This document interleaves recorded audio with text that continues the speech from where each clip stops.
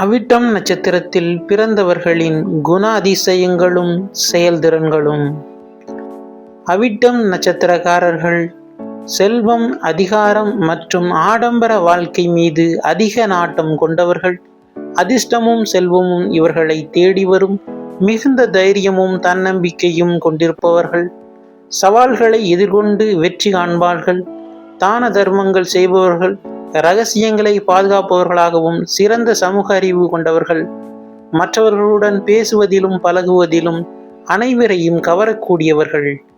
கலைத்துறையில் ஆர்வம் கொண்டவர்களாகவும் விண்வெளி, அறிவியல் ஆராய்ச்சி, கட்டிட கட்டுமான துறை, பொறியியல், மருத்துவத்துறை, காவல்துறை, இராணுவம் போன்ற துறைகளில் முதன்மை வகிப்பார்கள்.